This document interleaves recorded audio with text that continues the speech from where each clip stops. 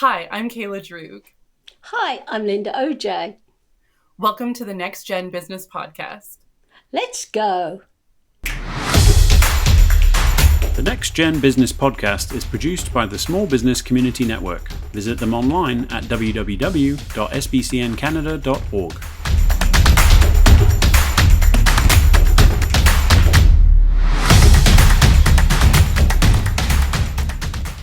Hello, everybody. I hope that you have had a great week. Linda, what has your week been like this week? I wouldn't ask, it's been terrible. But nobody would know other than you and me. So, I have something that I wanted to talk to you about and get your input on because we both spend a lot of time online with our businesses, but not necessarily in the same way. And I talk to a lot of business owners who get frustrated having to use social media in their businesses. They find it a drag or they find it overwhelming or a lot of work. And I also see a lot of things online lately of different business coaches and people promising, you can get to X figures in your business without having to use any social media. So I thought it would be a great time for us to talk heading into 2026 about whether or not social media is still worth it and important for small business owners. That's a really good topic. I think it's an age thing, really. What I've discovered is a lot of younger people are using Instagram more so than, well, I do use Instagram. I'm not very good at it because I started many, many years ago with LinkedIn, Facebook, Twitter, those kinds of things. So, to be honest, I'm wondering how they are going to get managed to get an online presence because it's very important still to get an online presence. So, how will they get this if they're not using social media? Absolutely, I agree. And I think you're right. It is partly an age thing and partly what kind of industry you're in. I don't think it's necessary to be on every platform. I think if you try to be everywhere, you're not going to do a good job anywhere. Um, but there are other ways to market yourself if you don't want to be on Instagram every day, like building an email list or building a private community. But how do you build those things and get people to know about it if you're not on social media? That's a really good question. So, in the olden days, before we had social media, what I did, had a newsletter. So I would email the newsletter to people because that's all I had the way to do it. And then, say, if you had a newsletter in those days, I would say, "Oh, could I write an article for your newsletter?" I used to get stuff put in the newspaper. I used to go on TV shows, local TV shows. Today it's a little bit different though, because nobody reads the newspaper. Videos are like, you've got to be really, really famous, I think, and really push it to get to where you want to be. So that's a really good question, Kayla. Do you have the answer? I wish I had the answer. The way I look at it is that social media on its own is not a marketing plan. You do have to do other things in order to market yourself and your business. But I don't know about you, but if I'm checking out a business or a business owner, I look at their social media, their website, their online presence as a digital resume. I want to see what they're doing and what they're all about. And if I'm looking at someone who's not on social media at all, that might be a red flag. Now, they might be attending networking events, but again, this is an age thing again. And I think some of the colleges and universities are to blame for this. Sorry, but so basically, take the SBCN networking organisation. So before COVID, one of the colleges would send kids along, students along, and say, "You'll get a tick that you did this project or this thing if you attend one networking event." So attending a networking event isn't about attending it once, it's about being consistent. So if we could get those people who are not using social media to know how to network, I would advise them to start their own little group, little organisation in a way, keep it consistent. And if it is about age, just invite your age group along. So it could be a really good way to market yourself. But I'm still bemused how, like what I do now, if I want to find a plumber, I Google. If I want to find a new doctor, I Google everything. And then what I do with people who want to work with me and send me an email, I find them on LinkedIn. And if they're not on LinkedIn, then I'll Google the name. I'm very good. I find most people, but believe it or not, some people do not have, is it called a digital footprint or something? You cannot find them online. So what have they got to hide? That's what I'm asking. Their business. Where are they marketing themselves? Are they relying solely on word of mouth? That's a challenging thing to rely on if you want to actually grow your business. Depending what business you've got, though. So say you've got a brick and mortar business, say you've got a cafe or you've got a shoe store or you've got a florist. Maybe the traffic, the people walking past those businesses, maybe that's all they need and word of mouth. I mean, to me, it sounds weird that you can't find somebody online. But one day the internet is going to go poof, it's going to blow up and then we won't be online anyhow. And we'll have, how did we do it in the olden days then? That's a good question. How did we market ourselves before social? I'm thinking now, Cal, I've told you what I did, but what would you do if there's no social media? Because you've got a thriving business, which is online. I mean, I don't typically get new clients through social media. That's the interesting thing. So I mean, I have, but I don't rely on that as a marketing plan. I have lots of other channels that I use in addition to that. So I go to networking events. I talk to my current clients and have them refer me to like-minded people. I have an email list.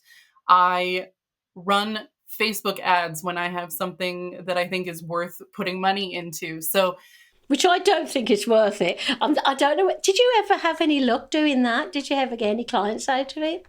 I mean, I don't run ads to directly try to get clients. I'm usually trying to do something else that could lead to it. So build up my email list or get people into a live event or, sell a low ticket digital product. So I'm not trying to get, a big ticket client from ads. I think it is very challenging to use them to do that. We tried for one of our conferences for the Small Business Community Network. It was the third conference. We'd already done 2.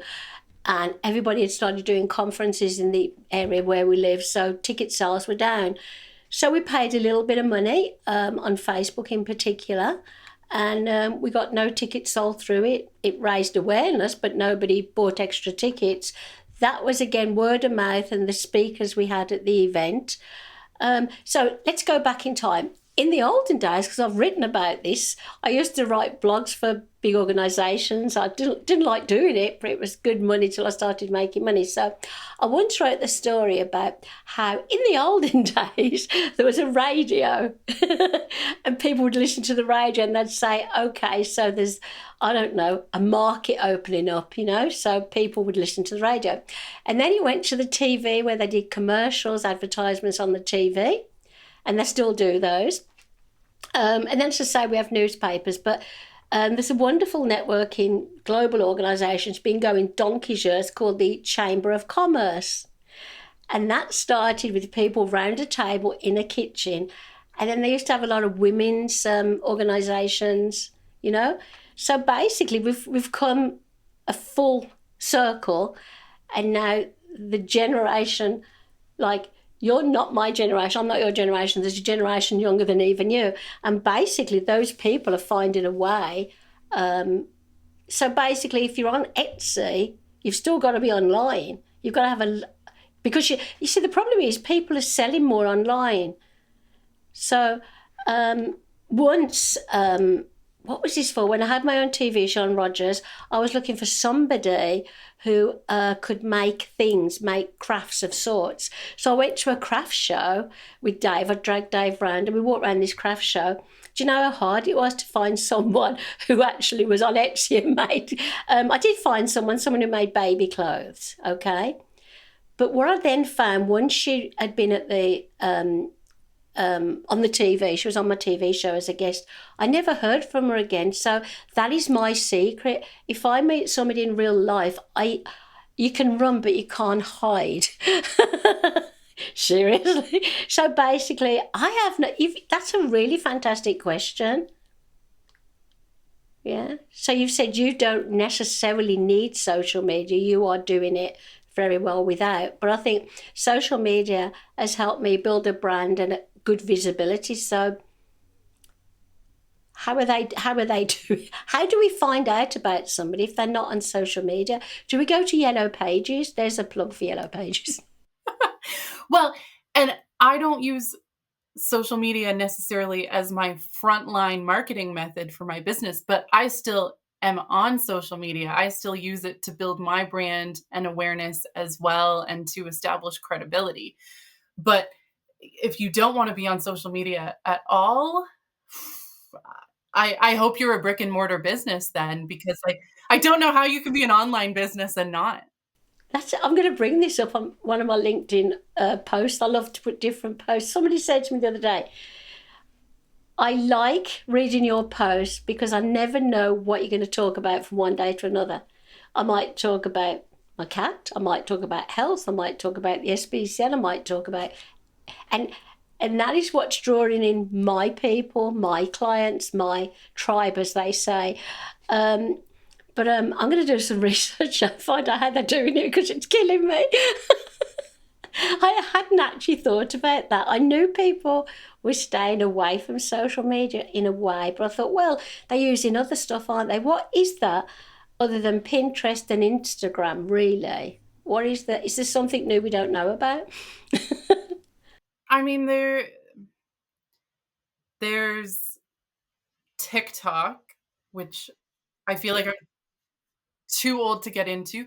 There's Threads, which is the offshoot of Instagram that's more like Twitter. But we're still online, aren't we? It's still social media. Yeah, there's Substack, which is a blogging type platform. There's other community type platforms where people can chat with each other, but we're still online. So basically, if anybody listens to this podcast video, please let us know the answer if you've got the answer, because we are completely stuck. Yeah, because of the business my husband's in and my business partner, I am not allowed to use TikTok. And to be honest, I think it's actually just too much. And no, you're not too old, my angel. There are people older than even me on TikTok. But I don't want to, we're late to the party, right? And in order to stand out, we've really, really, and I know we are good, but there are some crazy people on TikTok. So people want to watch versus us who are quite sensible. Well, I think for TikTok especially, people come there to be entertained. So you have to be really strategic to use it as a business owner. Yeah. I think what worries me, I'm kind of happy actually, if the younger generation are moving away from Instagram, TikTok and stuff like that, because I read the news a lot, online. I'm glued to my computer. And a lot of those people are dying early, whether it's taking their own life or being murdered. It sounds awful, but it's true. And also, one woman who was a parent was actually taken to court because the children were involved in this online, video, whatever it was, and it was kind of bullying. And so I think it's all got too much. So I hope people are walking away from it. I mean, I'd love to, but both my businesses are very much tied to it, as yours. Yours is a virtual business, isn't it? So you are really still online. We can't get away from it. I have said multiple times that I would very seriously consider getting rid of all social media platforms altogether if I did not have a business. I feel like it's very hard to be an online business owner and not have some sort of digital resume on social media. It is. You've brought up a really great topic. I really appreciate it because it's something I've not really thought about. But basically, people say, well, why'd you post so much, or why'd you use LinkedIn? I find LinkedIn's really useful to see who is real. And I don't mean AI meal, I mean a person who is actually operating a business, has longevity, and wants to be a part of something I'm doing. Because if we partner with somebody who's not genuine, it could ruin our business. So, you know who we should ask? Ghostbusters. Who should we call? So, it's been a really, really good topic. What made you think about this topic? I was just thinking about how, I don't always want to engage or create content for social media. I know that's hard for a lot of people and they wish they didn't have to do it. But it still feels like, even if you're not posting every day, I feel like the quality of what you're posting is more important than the quantity.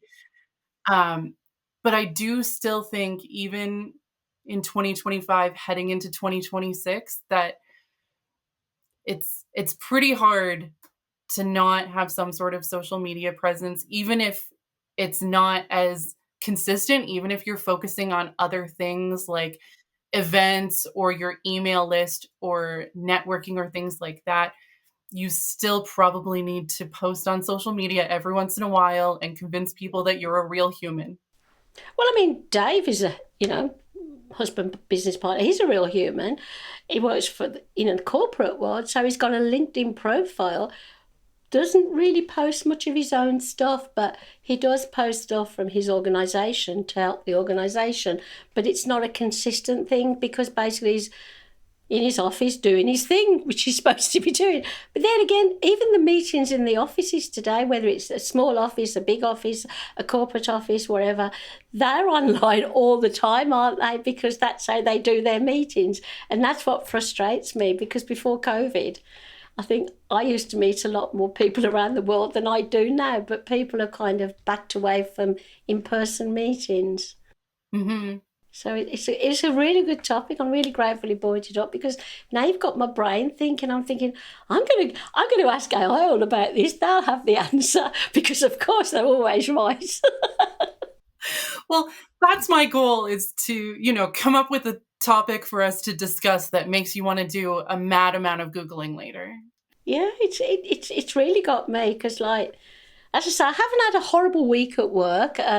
I haven't got anything really going on bad in the family. It's just that, when you want to concentrate on one task and you can't, because important things in business come up. So it's not really horrible. It's just a case of being too busy at the wrong time, and then you go, oh, a glass of wine tonight.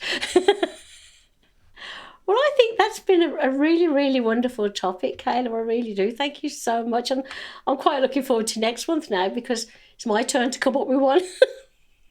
I shall think of one. Unless you have a guest, you have a guest ready for next month, because next month's December, so it's a busy month for people, isn't it? It is. We might have to come up with something timely and festive that we can discuss on our own. Well, we could talk about one of the topics I talked about on the Mike Farwell show today. It was, is it too early to put Christmas decorations up? And I said, of course it's not. I love Christmas. What are you talking? No, he had some good other topics as well. It was lovely.